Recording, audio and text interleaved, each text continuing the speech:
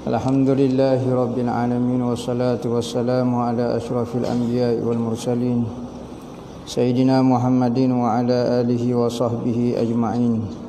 Qala rabbi shrah li sadri wa yassir li amri wahlul 'uqdatam min lisani yafqahu qawli. Subhanaka la ilma lana illa ma 'allamtana innaka antal alimul hakim.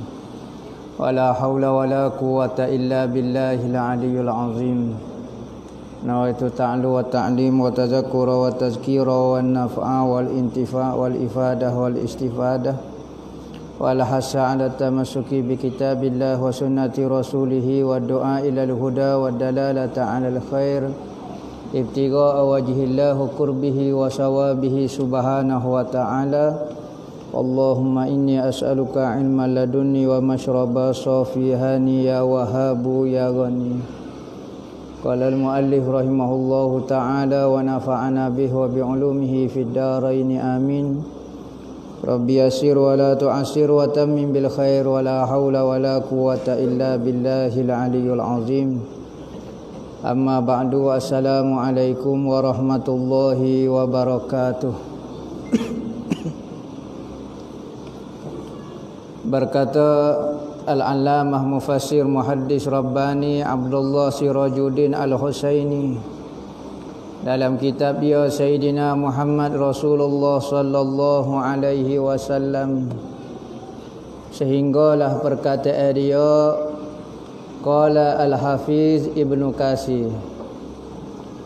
Katsir hakaza awradaha Ibnu Jarir wa fi sanadi irsalun wa qala Al-Baihaqi babu awwali khutbatin khatabaha Rasulullah sallallahu alaihi wasallam hina qadimal Madinah. Summa awrada Ibnu Katsir isnad al-Baihaqi ila Abi Salamah bin Abdurrahman bin Auf qala kana awwala khutbatin khatabaha Rasulullah sallallahu alaihi wasallam bil Madinah an qama fihim fahamidallaha wa asna alaihi bima huwa ahluh summa qala amma ba'du ya ayyuhan nasu faqaddimu li anfusikum ta'lamunna wallahi la yus'iqanna ahadukum summa la yada'a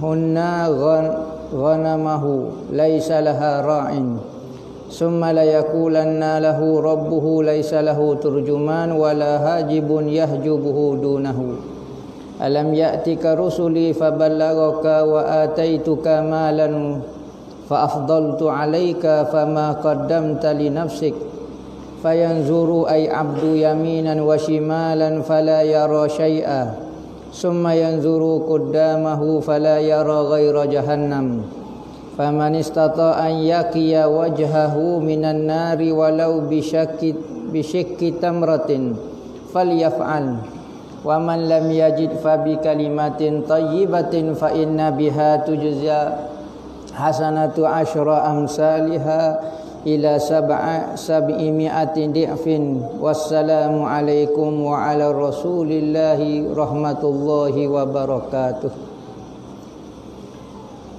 Jadi katanya pengarang masih berkecek mengenai khutbah pertama. Khutbah pertama yang Rasulullah berkhutbah apabila Rasulullah masuk ke kota Madinah.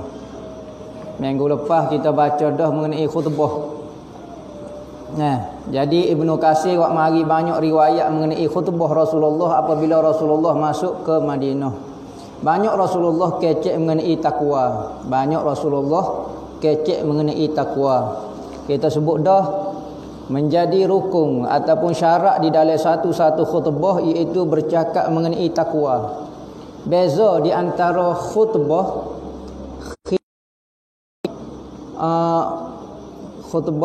dengan khitabah. Nah, khutbah ni khutbah Jumaat.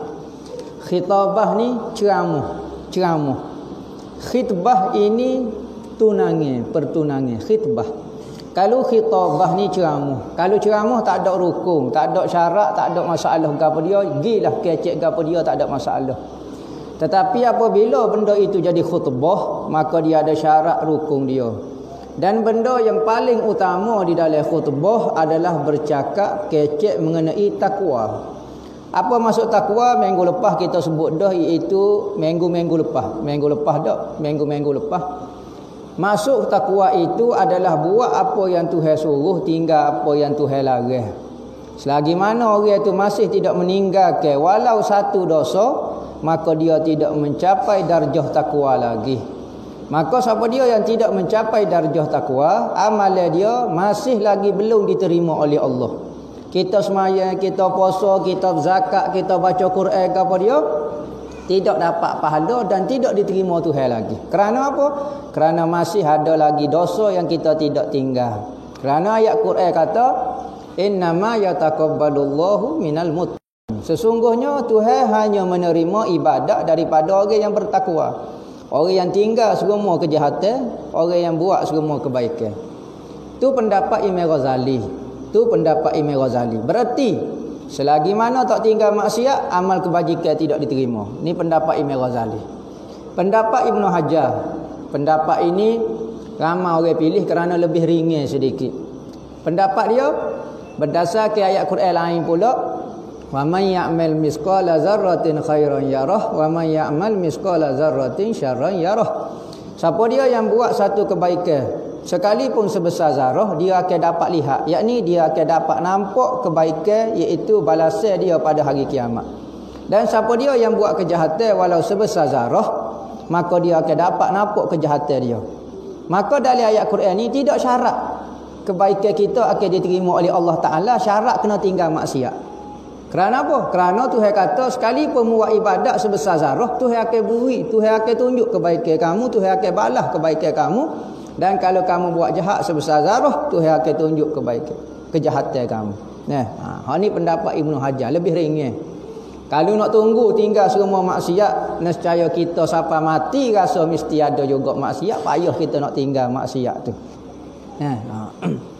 Maka dalam khutbah, rukun antara hak benda besar kena kecek adalah mengenai takwa Allah. Sebab tu rukun khutbah ya beza dengan khutbah dengan ceramah. Antara adab-adab di dalam khutbah tidak boleh bergerak banyak.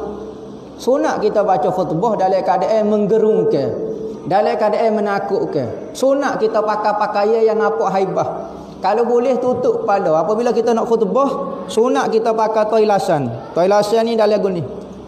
Dalam mazhab kita ni, toilasan ini hukum dia sunat. Dipanggil khalwah saghir. Khalwah ni ada dua. Khalwah kabir, khalwah saghir. Bersunyi-sunyi dengan Allah ni ada dua cara. Pertama dengan cara gereng-gereng yang panggil.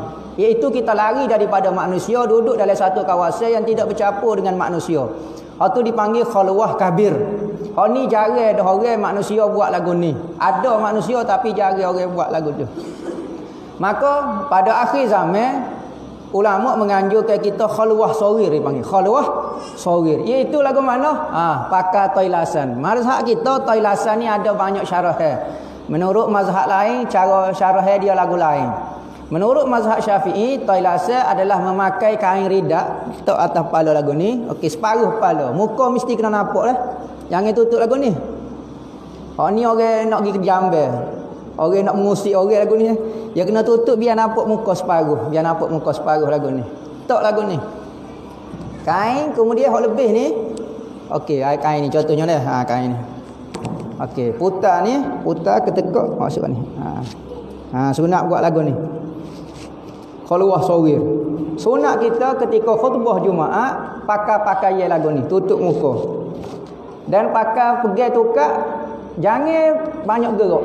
Makruh hukum dia. Kerana apa? Kerana tajuk utama di dalam khutbah adalah berkaitan dengan takwa.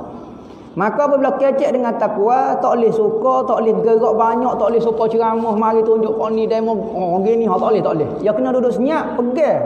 Tangan jangan gerak. Sebab tu disunatkan pegang tukak. Apa? Supaya kurangkan pergerakan tangan. Sunat kita pegang tukak sebelah kiri. Pegang tukak sebelah kiri. Khutbah. Pegang. Supaya tak gerak. Kalau tak ada tukak, carilah anak panah, cari pedal lah. Kalau tak ada apa dia, kena pegang tangan kita. Tangan kita pegang tangan ni sebelah. Jangan gerak. Tangan kanan pegang mimbar. Sunat jangan bergerak dan baca dalam keadaan tunduk. Ittaqullah. Sebut lagu tu biar nampak gerung. Ni ittaqullah ka. Nak selok kahwin ni sopan. Jadi itu cara khutbah. Kerana tajuk dia berkaitan dengan takwa Allah. Takwa ni benda berat lah, benda besar. Orang yang dapat darjah muttaqin ni hebat sungguh lah. Orang yang dapat darjah muttaqin ni cukup hebat. Maka sebab itulah dalam khutbah Jumaat, sekalipun orang malas pergi dengan ngajar, paling kurang seminggu sekali dia dengar nasihat daripada orang. Satu nasihat saja, iaitu supaya takut Tuhan. Itu saja. Minggu depan mari pula ayat takut Tuhan. Mari minggu depan pula buat apa yang Tuhan suruh, tinggal apa Tuhan larang. Itu saja. Kerana apa? Orang paling malas sekali nak dengar mengajar dengan nasihat daripada orang. Paling kurang wajib dia kena hadir satu nasihat mingguan dipanggil. Berkecek mengenai takwa Allah. Itu sahaja. Lah ni dalam khutbah macam-macam tajuk pada. Bayar lesen ada juga. Bayar cukai pintu pun ada. Makanlah buah-buah tempatan pun ada juga. Tidak ada kaitan dengan takwa Allah. Jadi benda-benda lagu tu kadang-kadang tak sepatutnya kita isi di dalam khutbah Jumaat kerana tidak masuk lain. Kalau tak ngajar, tak apa boleh, tapi kalau khutbah Jumaat nampak tak masuk lain lah mana. Maka Nabi SAW apabila masuk ke Madinah, khutbah yang pertama kecek mengenai takwa. Tak ada lah dia kata satu nasihat yang paling berharga seorang nasihat kepada saudara dia kecuali nasihat supaya ia bertakwa kepada Allah, buat apa Tuhan suruh, tinggal apa Tuhan larang. Maka Ibnu Katsir wak mari pula sana khutbah lain pula. Contoh dia kata sebab banyak riwayat Bapa banyak riwayat Rasulullah khutbah banyak kali. Tak. Sahabat kita supaya kita lah ni misalnya. Sore ya jom keceknya, tapi ramai hok je dengar. Ada orang ingat separuh, ada orang ingat sekerat, ada orang ingat poin-poin penting, ada orang tak ingat secara halus. Maka begitulah jadi sanak-sanak yang banyak di dalam riwayat hadis kerana sahabat-sahabat ni manusia. Sekalipun ingatan sahabat ni sangat hebat. Ingatan sahabat ni hebat. Antaranya disebut cerita di dalam kitab-kitab hadis. Lagu mana orang Arab sahabat-sahabat meriwayatkan hadis. Ada seorang panggil Abu Hurairah. Mari riwayatkan satu hadis. Mari kecek panjang. Boleh kata 3-4 jam lah kecek. Maka kawin tu rekod. Kalau kita rekod lah, catat. Dia kecek dengan seseorang tapi alif belakang dia ada orang rekod. Tahun depan orang ni panggil pula Abu Hurairah, mari kecek benda yang sama. Mari kecek hadis yang sama. Maka Abu Hurairah kecek tidak tinggal walau satu waw pun. Dia kecek tahun lepas. Kok dia ayat tahun ni serupa. Tak ada tinggal waw kopo, tak beza langsung. Tengok bisa tak bisa dia punya ingatan orang yang dulu. Maka sebab itulah hadis ini dijaga. Dijaga. Saya makan nasi. Kecek kau ni. Siapa aku orang 15? Saya makan Maggi katok pula. Tak tahu kat mana. Tukar Maggi dengan Maggi katok. Tak tahu. Bila masa tambah katok tak tahu. Tu baru 15 orang. 15 minit tu kata kedah. Tetapi perawi-perawi hadis tu cukup hebat. Jalan ilmu hadis lah ni. Maka Ibnu Katsir ini wak mari riwayat lain pula. Sanak daripada Imam Baihaqi daripada Salamah bin Abdurrahman bin Auf. Katanya Abdurrahman bin Auf ni sahabat Nabi ni antara orang yang paling kaya. Sahabat Nabi ni ada hak kaya ni. Kaya-kaya dia pun sahabat Nabi. Orang yang duduk dengan Nabi ni maka dapat imam mengatasi daripada orang selepas daripada tu. Imam sahabat ni tak boleh diganti, tak boleh nak lawan. Pertama kerana dia boleh tengok Nabi direct dengan mata dia. Orang boleh tengok Nabi direct ni satu perasaan tu hewi kepada dalam hati dia, jadi tak tahu lagu mana. Supaya kita pernah tengok atu. Orang pernah tengok atu. Orang tak pernah tengok atu. Kita tinggal seorang dalam hutan. Lagu mana perasaan orang yang pernah tengok atu dengan orang tak pernah tengok atu. Allah kawan tu tak reti nak royak. Maka ingat atu tu siapa mati dia akan ingat. Maka orang yang tengok Nabi tu akan wi satu perasaan kepada dia. Maka siapa Nabi mati pun dia ada lagi perasaan tengok Nabi tu ia lagu lain, aura dia. Supaya orang pernah tengok tak kenali, pernah orang lagu lain dah aura dia, aura. Maka orang pilihan saja boleh melihat Nabi secara rezeki lah, orang boleh rezeki, boleh tengok Nabi dengan mata ni. Tetapi bagi orang yang tidak dapat tengok Nabi dengan mata ni, dia boleh tengok dengan mata lain. Maka boleh dilihat dengan mata hati, iaitu melalui mimpi-mimpi. Dilihat melalui mata hati. Ini bagi orang akhir zaman. Maka adil dah. Hak ni boleh tengok dengan mata zahir, hak ni boleh tengok dengan mata hati. Saya tak boleh tengok hak tu nak kata lagu mana tu. Seperti orang zaman sahabat, zaman Nabi, ada orang hidup zaman Nabi tapi tak pernah tengok Nabi. Tak pernah tengok Nabi, ada juga. Ada orang duduk depan Nabi tak beriman dengan Nabi. Maka rezeki masing-masing. Hak penting kita duduk dalam keadaan yang baik. Kita duduklah waktu mana-mana pun orang kita jadi orang yang suka ke Nabi. Itu dia. Maka Abdul Rahman bin Auf ni seorang sahabat kaya dia. Dalam riwayat kata kaya tak kaya, dia nikah ramah. Dia nikah ramah Abdul Rahman bin Auf. Ni sahabat ni tak tahulah. Sunnah zaman dulu ni nikah ramah berlaku. Kita ya. Kok bisa-bisa pun nikah seorang ketar gegar juga. Tapi zaman sahabat dulu, Sayyidina Umar, Sayyidina Abu Bakar, Sayyidina Osman, Sayyidina Ali menikah ramah. Seorang tak, dua orang tak, 4 orang tak, 5 orang tak, belah orang, puluh orang menikah. Antaranya orang yang menikah ramah Abdul Rahman bin Auf. Maka dalam ketika dia meninggal, dia kena 4 orang lah. Setiap masa kena 4 orang lah. Nikah cerai 4 orang. Kaedah dia, apabila seorang itu meninggal, isteri akan dapat 1/8 harta. Kalau anak suami yang meninggal itu ada anak, maka isteri hanya dapat 1/8 daripada harta dia. Dapat 1/8 saja daripada harta dia. Maka isteri dia 4 orang. 1/8 tu bagi 4 orang isteri dia. Ada riwayat kata bagi harta, bagi mah pakai kapok. Bagi mah pakai kapok. Tak pernah dengar bagi mah pakai kapok. Orang lah ni belah mah ketal, pakai pisah lu ya. Debu mah orang kutik lah ni. Tapi isteri-isteri dia bagi harta dia mah pakai kapok. Kum belah ambil demo separuh. Besar tak tahu mewah tak mewah. Dapat bilion seorang-seorang. Abdul Rahman bin Auf, isteri dia dapat bilion seorang-seorang. Kaya dia. Apabila Rasulullah kata ke dia, wahai Abdul Rahman bin Auf, orang kaya ni lambat masuk syurga, orang miskin cepat masuk syurga. Katanya Abdul Rahman bin Auf, lambat setara mana? Setengah hari saja wahai Abdul Rahman bin Auf. Orang miskin lebih cepat masuk ke dalam syurga berbanding dengan orang kaya setengah hari saja. Abdul Rahman kata setengah hari. Ya, setengah hari bersamaan dengan 500 tahun. Sebab satu hari bersamaan dengan 1000 tahun. 1000 tahun ni bukan 1000 je. 500 tahun. Tahun ni 360 hari. Sehari ni 24 je. 24 je ni kira minit, kira saat sendiri lah. Bukan kata 30 minit je. Maka 500 tahun. Abdul Rahman bin Auf pun tak tahu nak buat ke mana. Dia kata, pas saya nak buat lagu mana?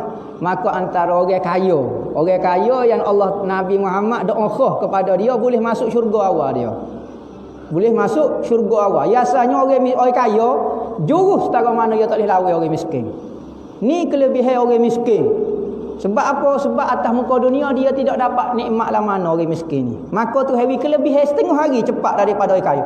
Orang kaya baik setara mana orang miskin akan dahulu ke dia setengah hari. Maka Abdul Rahman bin Auf kata sudahlah saya lagu ni. Maka Rasulullah doa kepada dia dapat masuk syurga awal juga. Lagu tu. Payah. Tengok Rasulullah. Ngejah tak? Kalau kira dengan amalan boleh tak dia buat lagu tu? Abdul Rahman bin Auf tak boleh. Setengah orang ni merasai amalan dia boleh ngejah dengan Tuhan. Amalan hamba ngejah dengan Tuhan. Hamba masuk syurga cepat. Hamba masuk syurga tanpa hisap. Hamba masuk lagu ni. Dia tak sedar kata Rasulullah je ngejahnya. Rasulullah nampak sungguh tak apalah hamba ngejah lah kata. Antara orang yang besar kedudukan pangkat dia Rasulullah tak ada. Orang boleh ngejah pada hari kiamat, nak masuk cepat kau, nak masuk pelewak kau, nak dalam neraka, masuk dalam syurga kau, seorang saja. La yatakallamuna illa man azina lahur rahman wa qala sawaba. Maka pada hari kiamat la yatakallamun, tidak kecek seorang habuk. Tak berani nak kecek, nak ngejah, nak kata nak kata ni, nak kata nak cepat, tak boleh. Illa man azina lahur rahman, kecuali seorang lelaki yang telah diizinkan oleh Tuhan. Wa qala sawaba, maka dia pun bercakaplah pada hari itu. Seorang dia boleh kecek. Sawaba, percakapan yang cukup tepat. Tuhan kata irfa' ra'sak. Apabila Nabi Muhammad pergi sujud di Arash, Bukan Tuhan duduk di arash, tetapi tepat pada masa tu. Cakap nak sujud ke neraka. Cakap jadi maka kiblat seolah-olah macam kiblat pada hari kiamat, Nabi Muhammad bersujud di arash. Maka dia pun minta supaya dibuka mahkamah Allah Ta'ala. Ngejah juga. Weh lu. Patut amalan wali-wali kutu. Tak boleh ngejah ke? Orang bisa-bisa. Hari kiamat tengah ngango-ngango. Kan bersih belakang. Kan rasa bisa berapa. Rapat belakang dengan Tuhan. Apa Nabi Muhammad saja sorang yang kecek boleh hari itu. Nabi Muhammad pun pergi sujud di arah. Maka Tuhan kata, Muhammad akak kepala. Dia kata, hamba tak akak kepala kecuali membuka mahkamah ya Allah ya Tuhanku. Maka Tuhan kata, irfa' ra'sak, akak kepalamu. Wasal tu'ta, mintalah aku wi belaka. Wasfa' tu syafa', mungkin cari siapa-siapa dia nak tolong, aku wi belaka. Tengok lesen setara mana lesen lagu ni. Tak ada orang boleh lesen setara matu. Hak tu sebab itulah kita kena buat hubungan dengan Nabi Muhammad. Hubungan kita jangan putus. Musim penyakit, musim tak penyakit, majlis-majlis selawat ke Nabi, majlis-majlis dengar cerita Nabi ni kena ada semacam. Tu hubungan kita dengan Tuhan, dengan Nabi Muhammad. Kerana akhir-akhir zaman ni lebih-lebih lagi orang nak memutuskan kita dengan Nabi Muhammad. Kerana dia tahu dah pintu kita untuk sapa kepada Allah Ta'ala kecuali pintu Muhammad. Lebih-lebih lagi pada akhir zaman nak cari orang-orang bimbing ke Tuhan ni payah. Dipanggil wali-wali mursyid ni payah. Bukan tak ada dah, ada. Maka katanya ulama, bagi orang yang tidak menjumpai, tidak jumpa dengan wali mursyid, maka hendaklah dia melazimi selawat kepada Nabi. Selawat banyak, mudah-mudahan Nabi mari bimbing hati dia sendiri. Kalau amalan zikir lain, zikir la ilaha illallah ke, zikir Allah, mesti ada pembimbing dia. Kalau tak ada guru mursyid, syaitan akan masuk capur. Dalam zikir pun untuk syaitan masuk. Kecuali satu benda, syaitan tak boleh masuk dalam selawat. Sebab tu, mana-mana tarekah dia akan ijazah selawat. Fungsi selawat tu apa dia? Jaga apa dia?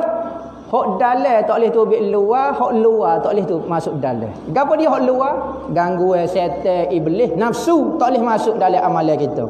Selawat tu. Manakala hak dalam tak boleh tubik luar, ahwal, waridat hak boleh kita tak cepat waktu tubik kat orang. Kita sembunyi, boleh kita duk kerah lagu tu. Maka gapo dia guna selawat? Tu fungsi selawat. Sebab tu mana-mana tarekah dia akan wi selawat sebagai jaga supaya hak dalam tak masuk luar, hak luar tak tubik dalam. Maka ulama sangat berpesan lebih-lebih lagi pada akhir zaman banyakkan berselawat. Kerana berselawat ni bukan amalan kita kecuali amalan Allah Taala sendiri. Kalau semaya, kita semaya. Kalau puasa, kita yang puasa. Kalau zakat, kita yang zakat. Kalau sedekah, kita yang sedekah. Tapi selawat, kita tak selawat. Kita suruh Tuhan selawat. Allahumma salli ala Sayyidina Muhammad. Wahai Tuhan, berselawatlah kepada Nabi Muhammad. Kita tak ayat kata usalli ala Muhammad, aku selawat. Tak. Kita tak sebut gitu.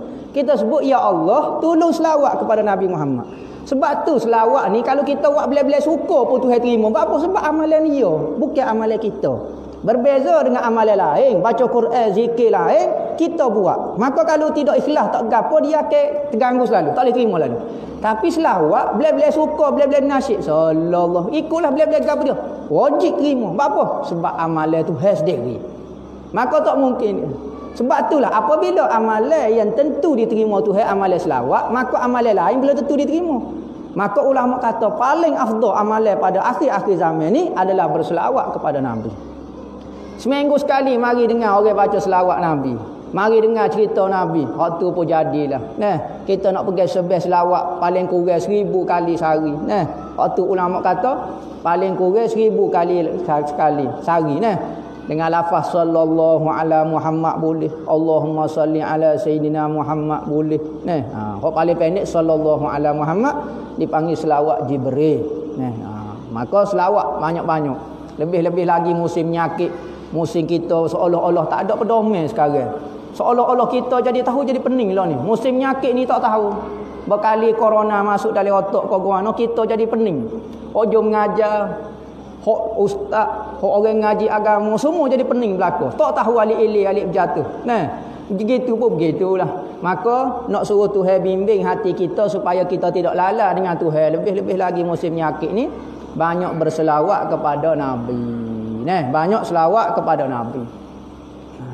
Oh, tak ada nak syarah. Baca saja. Tak apalah. Jadi hamba nak sebut satu cerita. Cerita ni hamba dengarlah. Dengar dalam YouTube ya. Tetapi hamba nak ayat cerita tu.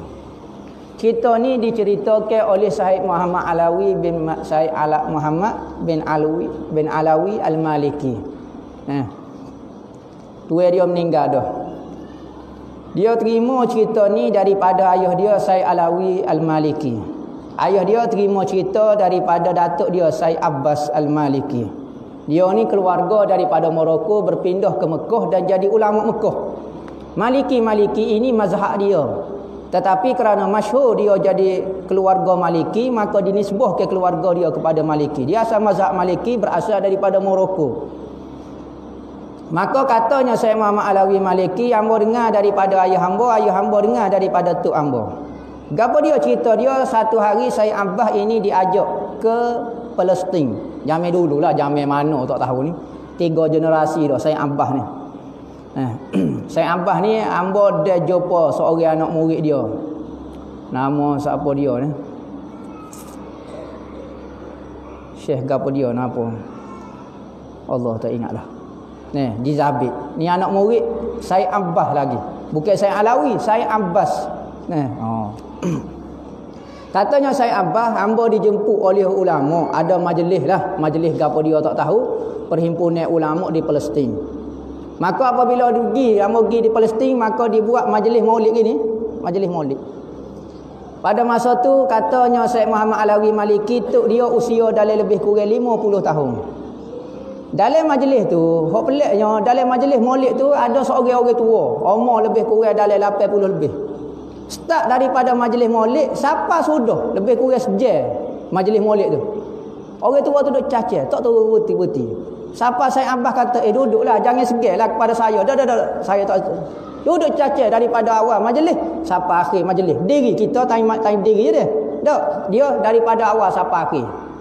Maka lepas sudah majlis gapo dia apa semua, Syekh Abbas tanya lelaki tu kata. Dia kata, nampak pelik kata. Bapa berdiri dia kata, tak padan dengan usia kata 80 tahun lebih dah kata bapa berdiri. Dia kata saya ada cerita. Bapa saya berdiri ni saya ada cerita. Gapo dia cerita dia kata saya ni dulu Wahabi lah kita kata. Beci benar kok maulid. Lebih-lebih lagi kalau berdiri. Siapa dia ajar berdiri time maulid ni? Siapa dia mari ajar time berdiri? Bapa tak boleh baca sambil duduk kok, hidup ngepek semacam. Maka dalam dia suruhlah. Masuklah dia dalam satu majlis maulid, orang berdiri. Maka dia pun tak berdiri dia kata. Cerita dia asal-asal. Tak berdiri dia pun ngepek. Benda ni bid'ah lah tanya dia berdiri. Maka apabila lagu tu dia bermimpi. Balik rumah dia bermimpi. Dia bermimpi majlis maulid. Majlis maulid. Tengah-tengah majlis maulid tu nak start tu, dia kata Rasulullah mari. Ni cerita ni. Cerita dia ganah ni. Cerita ni bukan Avengers ni. Cerita semati ni bukan petik daripada majalah cerita kartun tu. Mari Rasulullah. Dia kata hamba berdiri ni. Orang berdiri berjujuk ni, maka Rasulullah mari. Mari orang nak diri, Rasulullah kata jangan diri. Biar aku salah mudiri, maka Rasulullah mari. Apabila sapa kepada seorang itu dia akan bangun diri sing tangan Rasulullah. Diri jalan-jalan sapa kepada dia, maka kawan itu nak bangun. Muka Rasulullah mari. Katanya Rasulullah, mu tak sedih? Mu kata tak minat diri, mu tak sedih? Maka dia bangun daripada tidur tak boleh gerak, dia stroke. Seluruh tubuh dia jadi stroke. Maka dia pun tak tahu nak buat lagu mana. Aku sekali pergi jumpa orang ni, tak boleh nak orang. Gilah jumpa ada seorang orang soleh. Poli kali zaman dia adalah nama Syekh apa dia. Dia kata cerita-cerita dia akhir sekali katanya Syekh tu gini ni, mu ada masalah ni kata. Mu kena beri hadiah kepada Rasulullah. Apa dia mu buat ada salah dengan Rasulullah, mu kena buat satu benda kepada Rasulullah. Maka katanya kau orang tua tu kata ginilah. Hamba menazar. Kalau sia hamba ni, hamba akan bangun caca setiap kali maulid daripada awal sampai akhir. Lepas pada dia nazar lagu tu mimpi dia. Majlis sama dia kata. Majlis maulid tu sama. Rasulullah mari. Biasa-biasa. Setiap kali Rasulullah lalu, orang tu akan berdiri, akan salam, akan cium tangan. Siapa ke dia? Ni nak dengar Rasulullah kata apa? Rasulullah kata, sekarang mu bangun caca. Dia bangun tengok tubuh dia duk bangun caca tu. Dia stroke. Apabila Rasulullah sebut dalam mimpi, mu gong bangun caca. Apa dia bangun daripada tidur, dia caca dah. Boleh bangun caca molek dah. Maka semenjak daripada tu dia bangun caca daripada awal sampai akhir. Ni orang yang mengalami. Kalau orang tak mengalami, hanya dengar cerita sajalah. Maka payah pengalaman rohani lagu tu. Kecuali orang yang percaya kepada benda-benda rohani. Akhir-akhir zaman ni semakin kurang orang beriman, orang percaya dengan benda-benda rohani lagu ni. Lebih orang percaya kepada Power Ranger lagi. Lebih percaya kepada Amerika lagi. Lebih percaya kepada senjata Yahudi lagi. Tak percaya kepada doa wali-wali. Tak percaya kepada Ismul Azam. Tak percaya kepada kehebatan nama Tuhan. Tak percaya kepada teknologi orang kafir. Beriman sungguh-sungguh. Orang agama pun kecek lagu tu juga. Jadi kita sangat perlu kepada orang yang beriman, orang yang percaya, orang yang ada nostalgia dengan Tuhan. Orang yang ada pengalaman rohani dengan Tuhan. Katanya Syekh Abdullah bin Bayyah kata, pada akhir zaman fitnah, kita sangat perlu kepada wali-wali Tuhan. Kita sangat perlu kepada wali-wali Tuhan untuk menyelesaikan masalah kita sekarang. Wallahu a'lam.